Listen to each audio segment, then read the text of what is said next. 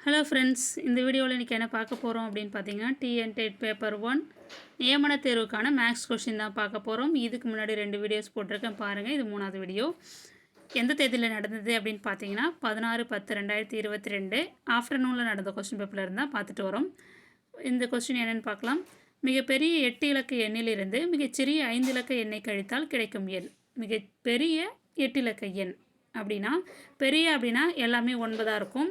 சிறிய எண்ணா முதல் நம்பர் மட்டும் 1ஆக இருக்கும், மற்ற நம்பர்லாம் 0வாக இருக்கிற மாதிரி ஒரு 5 இலக்கம் கொண்டதை நம்ம எழுதிக்கணும். ஓகேங்களா? அதுலேருந்து இதை கழித்து என்ன விடை வருதோ அதான் வந்து ஆன்சர். ஈஸியான சம் தான். இதோ பாருங்கள், மிகப்பெரிய 8 இலக்க எண் எல்லாமே வந்து 9இல் எழுதணும். மிகப்பெரிய எண் அப்படின்னாலே 9ஐ 8 தடவை எழுதணும். இதுதான் மிகப்பெரிய 8 இலக்க எண். மிகச்சிறிய 5 இலக்க எண். சிறிய அப்படின்னு கேட்டாலே பெரிய 5 இலக்க எண்ணா எல்லாமே 9ன்னு போட்டு 5 இலக்க எண்களை 9ஆக எழுதணும். ஆனால் இது மிகச்சிறிய அப்படின்னு கேட்டாங்கன்னா ஃபஸ்ட்டு 1 மட்டும் எழுதிட்டு அடுத்தது எல்லாமே 0வாக போடணும். மொத்தம் இலக்கங்கள் பார்த்திங்கன்னா 5 இலக்கங்கள் தான் இருக்கணும். 0 வந்து 4 0 வரணும். 1 சேர்த்தோம் அப்படின்னா 5 இலக்கங்கள் இருக்கும் மொத்தம். அப்போ மிகச்சிறிய 5 இலக்க எண் எதுன்னு பார்த்திங்கன்னா 10,000.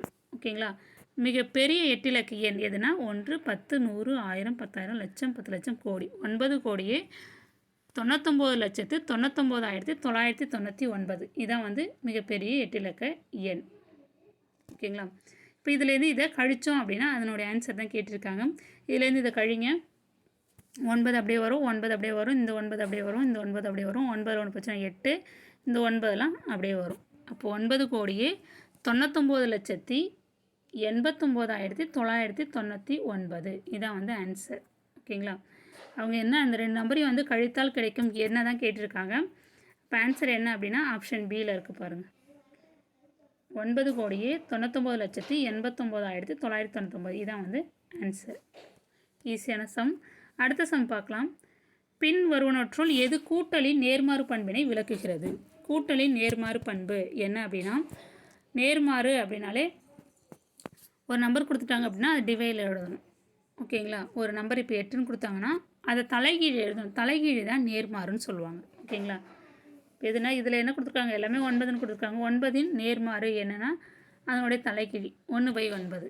இதை தான் எழுதணும். 8இன் நேர்மாறு 1/8, 5இன் நேர்மாறு 1/5, இப்படி தான் சொல்லணும்.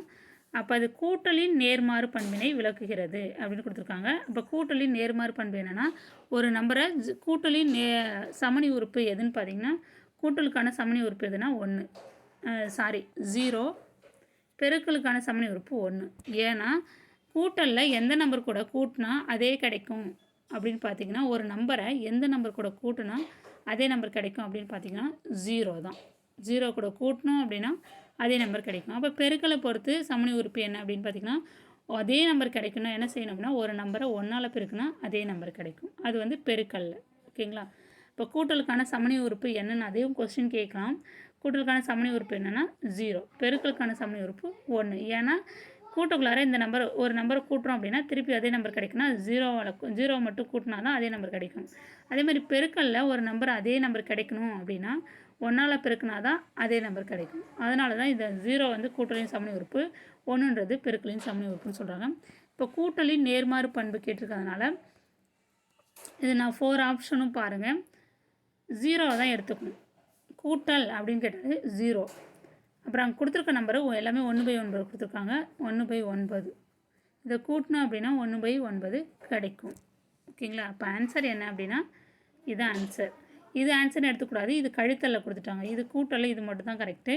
இது வந்து நேர்மாறுனா இது 1/9 தான். நீங்கள் ரெண்டுமே இதை எடுத்துக்கணும் அப்படின்லாம் கிடையாது. ஆப்ஷன் சி தான் கரெக்டான ஆன்சர் வரும் இந்த கொஷினுக்கு. ஓகேங்களா? இதே நம்ம பெருக்கல்ல கொடுத்துருந்தாங்க அப்படின்னா 1/9 × 1 இது கொடுத்துருந்தா இதுதான் ஆன்சர். ஏன்னா அதே வேல்யூ வரணும். மற்ற எது நீங்கள் 1/9 இன்னொரு தடவை 1/9 போட்டு ஆட் பண்ணியிருந்தாங்கன்னா இது எல்லாமே தப்பு. இது மட்டும் தான் கரெக்டான ஆன்சர். ஓகேங்களா? இப்போ ஆன்சர் வந்து ஆப்ஷன் சி.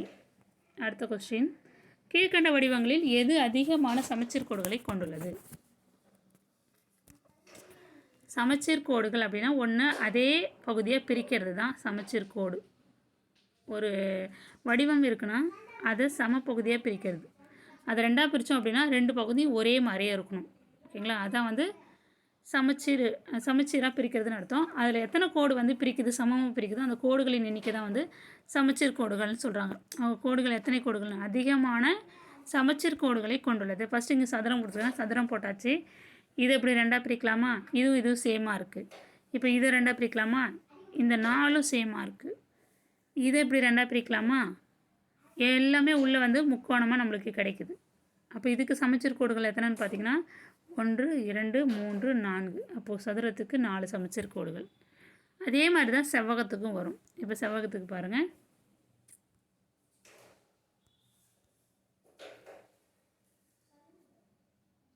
எத்தனை சமச்சீர் கோடுகள் இருக்கும் பாருங்கள். இது 2ஆக பிரிக்குதா?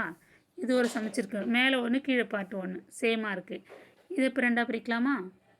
இப்போ 4 பகுதி சேமாக இருக்குது. இதை எப்படி பிரிங்க?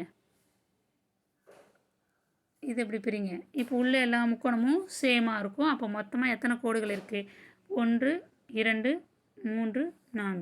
எல்லா பக்கமும் வர கோடு கவுண்ட் பண்ணக்கூடாது.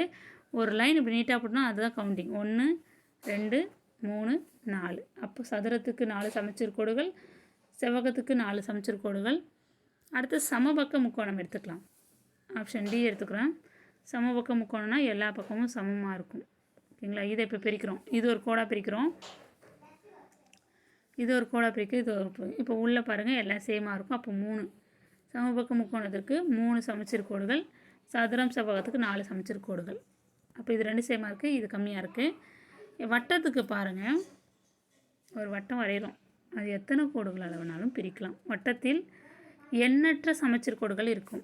இப்படி பிரிக்கலாம், இப்படி பிரிக்கலாம். இது இப்போ 4 சேம்.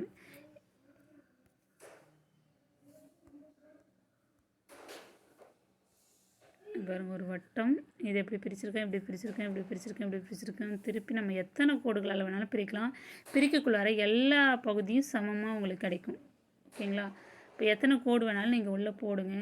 இப்போ எண்ணற்ற சமச்சீர் கோடுகள் வட்டத்திற்கு இருக்கும். ஓகேங்களா? அப்போ எது வந்து அதிகமான சமச்சீர் கோடுகளை கொண்டுள்ளது? இதில் எது நீங்கள் ஆன்சர் சொல்லலாம். எதுன்னு பார்த்தீங்கன்னா வட்டம். வட்டத்தில் தான் வந்து எண்ணற்ற சமச்சீர் கோடுகள் வரையலாம், இருக்கும். ஓகேங்களா?